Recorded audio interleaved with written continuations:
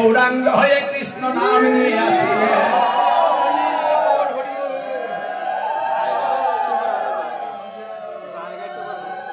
একটু স্টাস করলে তখন জায়গা একটু কাজ করে, মানে হিসাবটা দেখুন আমাদের ভাগ্যটা কত ভালো, আমরা কেমন একটা জন্ম পেয়েছি এবং জন্মটা কোন জায়গায় পেয়েছি। গৌরমণ্ডলে যেখানে ভগবানের শ্রীকৃষ্ণ লীলা বিলাস করেছেন, যেখানে আমার গৌরাঙ্গ মহাপ্রভুর পিত্রালয়, আমরা সেই গৌরমণ্ডলে জন্ম নিয়েছি। আমরা কিন্তু ভগবানের প্রতিবেশী, আমরা তার বাড়িতে বাস করছি। এই জন্য আমাদের ভাগ্যটাই এত ভালো যে এই যে ব্রহ্মার একদিনে একবার আসেন, যখন তিনি আসেন ঠিক তখনই আমরা এসেছি। মানে কৃষ্ণ ভজন বারবার হয় না, প্রতি কলিতে এইভাবে কৃষ্ণ নামে ভজন হয় না।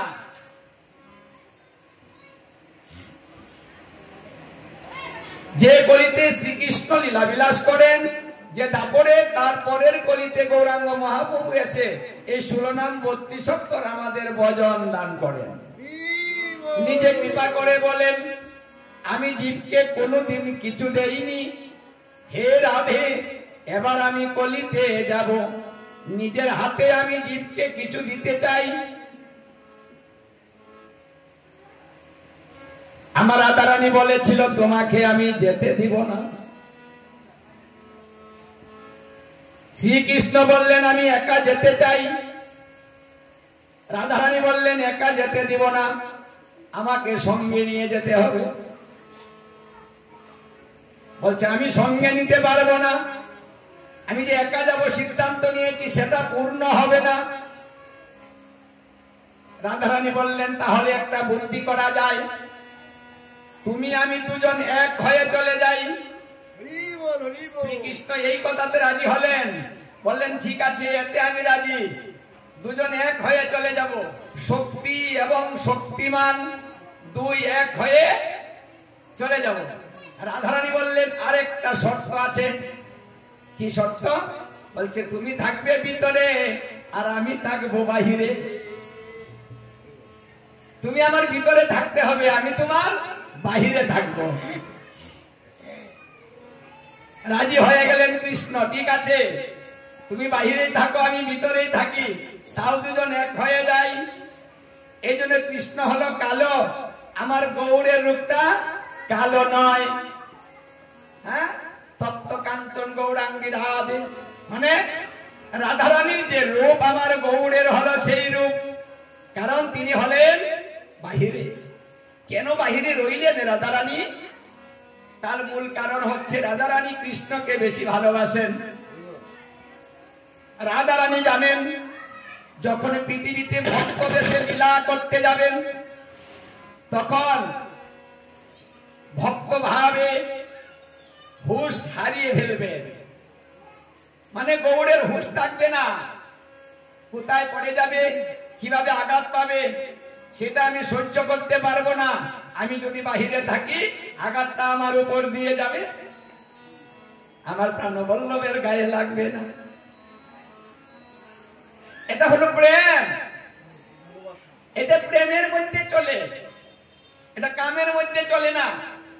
কামের মধ্যে নিজে বাঁচার চিন্তা, আর প্রেমের মধ্যে আমার যা কিছু আছে সবকিছু তার, মানে আমার তার কাছ থেকে কিছু চাওয়ার নেই, শুধু দিয়ে যাব। এটা হলো প্রেম। কৃষ্ণ ইচ্ছা প্রীতিবাঞ্ছা তারে বলি প্রেম, আর আত্ম ইচ্ছা প্রীতিবাঞ্ছা তারে বলি কাম। কামনা বাসনা হচ্ছে নিজের যা, নিজের কিছু পাওয়া। আমরা যেটা করি বিনা স্বার্থে কিছু করি না। এটা পূজা করলেও এখানেও স্বার্থ ছুড়ে দেয়, একটা ভক্তি করলেও এখানে একটা স্বার্থ ছুড়ে দেয়। শুধু শুধু ভক্তিটা কেউ করে না, কারণ ভক্তি করে বলে হে গোবিন্দ তুমি আমাকে এই দাও, আমাকে এই কাজটা করে দাও, আমার দোকানটা ঠিক করে দাও, বাড়িটা ঠিক করে দাও। মানে সবকিছু শুধু চেয়ে যায়। যে জীব ভক্তি করলেও কিছু চায়, সে যদি প্রতিদিন ভগবানকে সেবা দেয় তাহলে না জানি কত কি চায়। আমার গোবিন্দ এই জন্য চিন্তায় পড়লেন যে বিনা স্বার্থে কিচ্ছু করে না, তাই ওদেরকে কম দিলে হবে না, বেশি দিতে হবে। যাওয়ার পূর্বে বেশি দিলেন। কেমন বেশি দিলেন? তিনি বললেন যদি গীতা ভাগবত অধ্যয়ন হয়, সেই গীতা ভাগবতে যদি কেউ হেঁটে হেঁটে যায়, প্রত্যেকটা পদে পদে তার একটা করে অশ্বমেধ যজ্ঞের ফল পায়। যদি গীতা ভাগবতে কেউ হাঁটে, তাহলে একটা পদ ফেলিলে একটা অশ্বমেধ যজ্ঞ হয়। হাঁটলেও লাভ। দেখুন আমরা কি সুন্দর সুযোগ পেয়েছি। ঘর থেকে বেরিয়ে একটু পাঠ শ্রবণ করতে আসবেন, আপনার অশ্বমেধ যজ্ঞ হয়ে যাবে।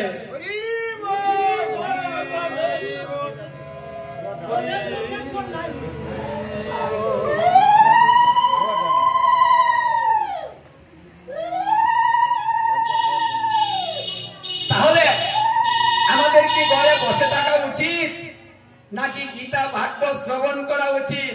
শ্রবণ করা উচিত। দেখুন আমার মহাপ্রভু এসে আমাদের কি সুন্দর একটা সুযোগ করে দিলেন। আবার শ্রীকৃষ্ণ সরস্বতী গঙ্গা তীরে চতুষ্টয় মুনির কাছে বলেছিলেন, হে চতুষ্টয় মুনি, তোমরা এই সরস্বতী গঙ্গা তীরে আমাকে ভগবানের কথা শুনিয়েছ, মানে ভাগবতের কথা তোমরা শুনিয়েছ। সেই কথা আমি নিজে শুনেছি, আমি শুনে আনন্দিত হয়েছি। এখন তোমাদেরকে আমি বর দিতে চাই। মানে নিজের কথা নিজে শুনেছে, শুনে এখন বলছে আমি খুব সন্তুষ্ট হয়েছি, আমি তোমাদের কিছু দিতে চাই। সনত কুমার বললেন, যদি তুমি কিছু দিতে চাও তাহলে তুমি এটা দাও। আজকে যেভাবে তুমি আমাদের দর্শন দিয়ে কৃতার্থ করেছ, গীতা ভাগবতে যেখানে হবে সেখানে তুমি যাবে। যখন ভক্ত আসবে সবাইকে এইভাবে কৃপা করিবে।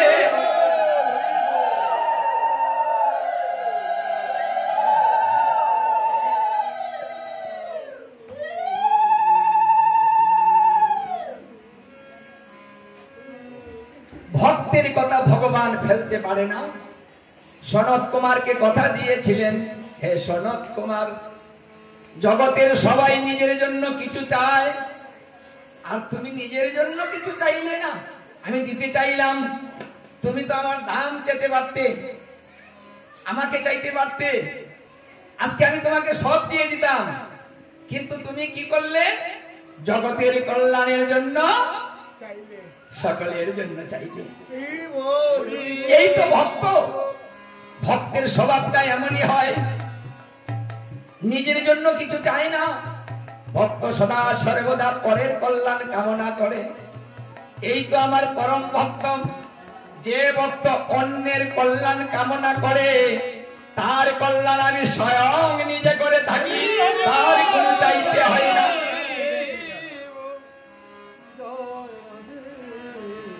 যে নিজে চায় না, ভগবান বলছে চাইতেও হবে না, আমি নিজে দিব। হে সনত কুমার, আমি কথা দিলাম, যেখানে গীতা ভাগবত অধ্যয়ন হবে সেখানে আমি যাব।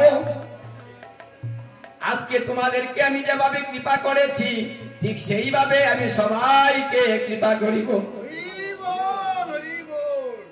আরেকটা সুযোগ দিলেন, কি বললেন? সনত কুমার, যদি কেউ গীতা ভাগবতে আসতে চায়, আসতে না পারে কোনো কারণবশত,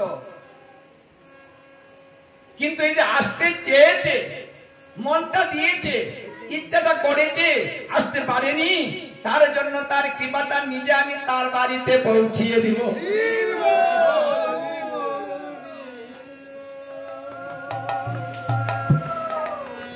আসতে না বললে বাড়িতে কৃপা চলে যাবে। এই তো কলিকাল। এখন আপনারা চিন্তা করতে পারেন, যদি বাড়িতে থেকে কৃপা পাওয়া যায়, তাহলে আর ভাগবতে আমরা যাব কেন? তাহলে বাড়িতে বসে থাকবো। এখানে কিন্তু কথাটা এইভাবে বলা হয়নি। আপনি আসার জন্য মন স্থির করেছেন, কোন কারণ বশত আসতে পারেন, এখানে কারণ দেখাতে হবে। মানে আলসামি করে বাড়িতে বসে থাকবেন আর ভগবান আপনাকে নিয়ে বাড়িতে পৌঁছিয়ে দিলে ওটা বলেন। মন দিয়েছে কিন্তু কারণ বশত আসতে পারেনি, তার কৃপাটা বাড়িতে পৌঁছে। দেখুন এটাই সুযোগ। সত্য, ত্রেতা, দ্বাপর এই 3 যুগে যদি মানুষ পাপের সংকল্প করিত, যদি সেই পাপ সে না করিত, তবুও সেই পাপের কারণে, চিন্তার কারণে তার নরক ভোগ করতে হতো। আর ধর্মের বেলায় নিজে হাতে ধরে যজ্ঞ, হোম, তপস্যা করতে হতো, তাহলেই ধর্ম হতো, না হলে ধর্ম হতো না। কিন্তু কলিকাল বিপরীত। কলিকালে যদি কেউ চিন্তা করে যে আমি পাপ করব, কাউকে মেরে ফেলবো, কারো ধন চুরি করব, চিন্তা তো আসতেই পারে। কেউ যদি চিন্তা করে তার পাপ হবে না যদি সেই কাজটা না করে। অন্য যুগে চিন্তার দ্বারাতে পাপ হইতো, আর এই যুগে চিন্তার দ্বারাতে পাপ হয় না। কি হয়? বলছে চিন্তার দ্বারাতে ধর্ম হয়। ওটা বিপরীত। কারণ কলিকাল মানুষের মন বিচলিত, কামনায় বাসনায় জর্জরিত, তাই ওদের পাপ চিন্তার দ্বারাতে অনেক হবে। তাই ওই পাপটাকে ক্ষমা করে দেওয়া হয়েছে যে চিন্তার দ্বারাতে পাপ হবে না, চিন্তার দ্বারাতে ধর্ম হবে। সত্য যুগে 12 বৎসর ধ্যান করলে যা হয়, ত্রেতা যুগে 1 বৎসর যজ্ঞ করিলে তা হয়। আর ত্রেতা যুগে 1 বৎসর যজ্ঞ করিলে যা হয়, দাপর যুগে 1 মাস পূজা করিলে তা হয়। আর দাপর যুগে 1 মাস পূজা করিলে যা হয়, এই কলিকালে একদিন হরিনাম সংকীর্তন করিলেই তা হয়।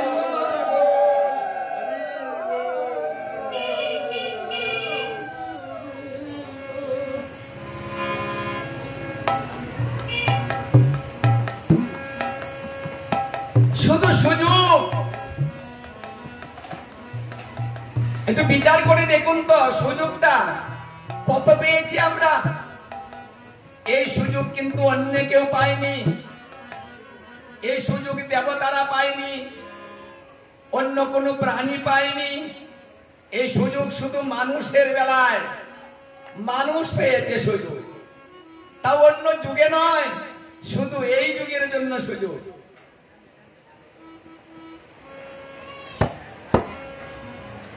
14 মনন্তরের অর্ধেক, বৈবশ 70 মনন্তরে অষ্টাবিংশতিতম কলিযুগে আমার গৌর হরি এসে এই শিরোনাম 32 অক্ষর দিয়ে এই কলিহত জীবকে উদ্ধার করিবেন তিনি কথা দিয়েছেন। শান্তিপুরে অদ্বৈত গৃহে সচী মাতার কাছে কথা দিয়েছিলেন। মা সচী দেবী বলেছিলেন, বাবা নিমাই, এই কলিজীবের কান্ডারি কেউ নাই। নিমাই তুমি আমাকে কথা দাও, তুমি এই হরিনাম ঘরে ঘরে দিয়ে এই কলিহত জীবকে তুমি উদ্ধার করিবে। তখন মাকে প্রণাম করে নিমাই বলেছিল, ঠিক আছে মা, তোমার এই কথা আমি রাখবো। আমি কথা দিলাম, পৃথিবীতে আছে যত নগরাদি গ্রাম, সর্বত্র প্রচার হবে মোর এই নাম। এই নাম দিয়ে আমি কলিজীবকে উদ্ধার করিব। আমার গৌর হরি মাকে কথা দিয়েছেন জীবকে উদ্ধার করবেন। কি দিয়ে? হরিনাম দিয়ে। এই জন্য তিনি নিজে এসেছেন, নিজের হাতে ধরিয়ে দিবেন। আচরণটা নিজে শিখাবেন, কারো উপরে দায়িত্ব দিলেন না। নাম কেমন ভাবে করতে হবে, কার সঙ্গ করতে হবে, আমাদের কতটুকু ভাবাপন্ন হতে হবে। ভাব তত্ত্ব শিক্ষা দিতে আসলেন। চৈতন্য চরিতামৃতে বলছে, ভাবিতে ভাবিতে তোমার প্রেমের অঙ্কুর হবে, সাধ্য সাধন তত্ত্ব পাইবে সে তবে। যদি কোনো ব্যক্তি, কোনো ভক্ত ভাবের ঘরে ডুবে যায়, তাহলে ভাবের ঘরে সেই যুগল মূর্তি দর্শন করিতে পারিবে, তার কোথাও যেতে হবে না। স্বয়ংনাদিরাদি গোবিন্দ সেই ভক্তের কাছে চলে আসে। গোবিন্দকে ধরার জন্য ছোটাছুটি করতে হবে না। বলছে ভাবে থাকো, ভাবে ডুবো। বৃন্দাবন নবদ্বীপ সমান দুই পুরী, আর তাহাতে বিরাজ করে কিশোর কিশোরী। এই দুইটা ভাব হলো আমাদের ভজন তত্ত্ব। এই দুইটা ভাব তত্ত্ব আমার মহাপ্রভু শিখিয়েছেন। প্রথম ভাব পুরুষ, পুরুষ দেহে ভজন করতে হবে নবদ্বীপে থেকে। নবদ্বীপের ভজন যখন শেষ হবে, বৃন্দাবনে নারী বেশে প্রবেশ করতে হবে। অষ্টসখীর অষ্টগর, আপনার কোন ঘর, সেই ঘরের নাম কি, কোন দরজা হবে, কোন মঞ্জরি দরজায় থেকে আপনাকে প্রশ্ন জিজ্ঞাসা করিবে। সেই প্রশ্নের উত্তর দিতে পারলে ঘরে প্রবেশ করতে পারবেন।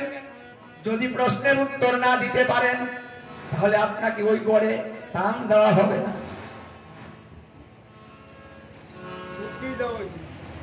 তত্ত্ব জেনে ভজে তারে কৃষ্ণ নাহি তেজে, আর সকল মরে অকারণ। অকারণে মরা আর কারণে মরা। মরা হচ্ছে দুই প্রকার। যদি অকারণে মৃত্যু হয়, তাহলে 84 লক্ষ জুনি আবার ভ্রমণ করিতে হয়, অথবা নরকে যন্ত্রণা ভোগ করতে হয়। তার সহজে মুক্তি হয় না, বিদেহী আত্মা হয়। আর যদি কারণে মৃত্যু হয়, ভগবত ধাম প্রাপ্ত হয়, নিত্য লীলায় প্রবিষ্ট হয়, ভগবত লীলায় অংশগ্রহণ করিতে পারে, ভগবানের সেবায় নিয়োজিত হয়। তাহলে মরবেন কি করে? আমরা তো সবাই মরতে চাই না। সংসারে যদি কিছু হয়, মরার জন্য পাগল হয়ে যায়। মরার সংসার, মরে গেলেই বেঁচে যাই, এই একটা চিন্তা ভাবনা কিন্তু আমরা করি, মরার জন্য পাগল হয়ে যাই। যখন সংসার যাতনা সহ্য করতে পারি না, তখন বলি, হে গোবিন্দ, সংসার ভালো লাগে না, আমাকে নিয়ে যাও, মরে গেলেই বেঁচে যাব। শাস্ত্রে বলেছে মরে গেলে বাঁচবা না, মরে গেলে আরো মরবা। ভাগবতের 7ম স্কন্ধে বলেছে, যে ভাব নিয়া জীব মৃত্যু বরণ করিবে, সেই ভাব নিয়া আবার সে জন্মগ্রহণ করিবে। তাহলে ভাবের ঘরে জন্ম হবে,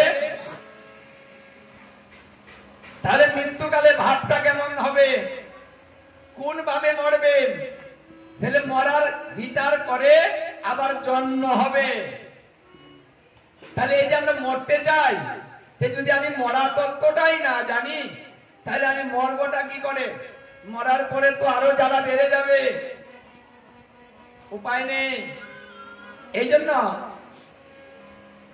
একবার নিলে নামে জি, যত পাপ হরে জীবের কি সাধ্য আছে, তত পাপ করে।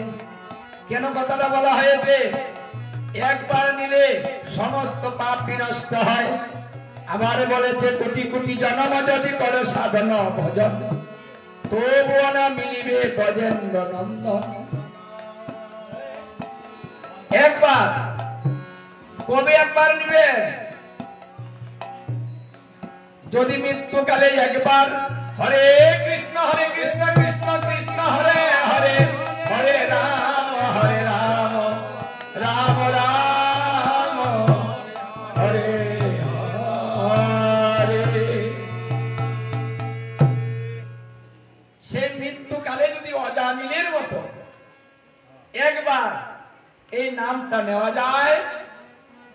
তাহলে তার কোনো বিচার নাই, বিনা বিচারে সে ভগবত ধাম প্রাপ্ত হয়ে যাবে।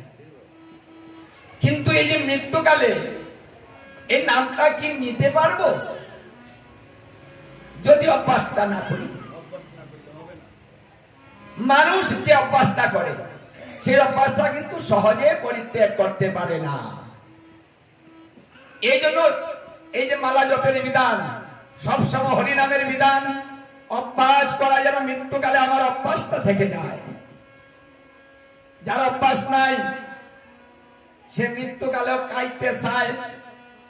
দেখবেন যদি মৃত্যু পথযাত্রী হয় তাহলে গিয়ে বলে তুমি কি খাইতে চাও গো বলো, মানে সে মরে যাবে। তারপরেও কিন্তু জিজ্ঞাসা করি, আমরা করি না গো, যে কি খেতে চাও? হ্যাঁ, মানে খেতে পারে না, তারপরেও খাওয়ার চিন্তা ছাড়ে না। একটা রুই মাছের বিড়ি যদি খাওয়াইতে যাই না আমারে খাওয়া যাইতাম না সমস্যা। মানে তার যে চিন্তা, মানে কেউ যদি শুধু খাওয়া খাওয়া চিন্তা সবসময় করে, মৃত্যুকালে তার চিন্তাটা খাওয়ার মধ্যেই থাকবে। খেতে পারে না, কিন্তু ইচ্ছা পূর্ণ করার জন্য আমরা রুই মাছ নিয়ে আসি, তার সামনে নিয়ে দেই, মুখেতে যায় না, খাইবার মন চায় পারি না। হ্যাঁ, আর যদি আপনি অভ্যাস করে থাকেন হরিনামের, তাহলে মৃত্যুকালে কিন্তু এটা চাইবেন না। আপনি চলে যাচ্ছেন, তারপরে মুখে হরিনাম আপনার সর্বদা। হে গোবিন্দ, এই জন্মে তুমি আমাকে সুদুর্লভ জন্ম দিয়েছ, আমি তোমাকে ভজন করিতে পারি। এই সংসারের তাড়নায় আমি তোমাকে একটু ডাকতে পারিনি, তোমার সেবা পূজা দিতে পারিনি, তোমার ভক্ত সঙ্গ করতে পারিনি। আমি যদি আর মনুষ্য জন্ম না পাই, হে গোবিন্দ, তাহলে তো তোমাকে ডাকার মতো আর সময় পাবো না। এবার জানাবে আগ প্রভু,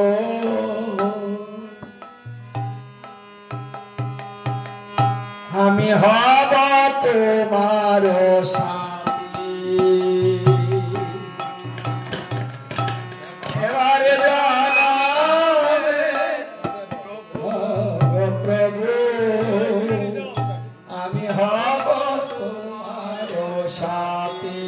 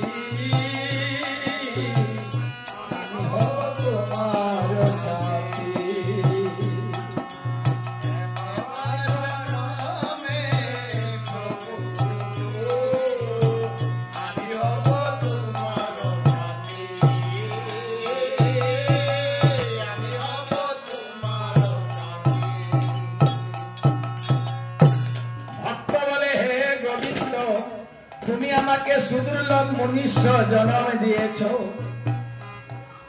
এবার আমি তোমার সাথী হব। তুমি আমাকে ধরার সুযোগ করে দিয়েছ, এবার আমি তোমাকে ধরিব।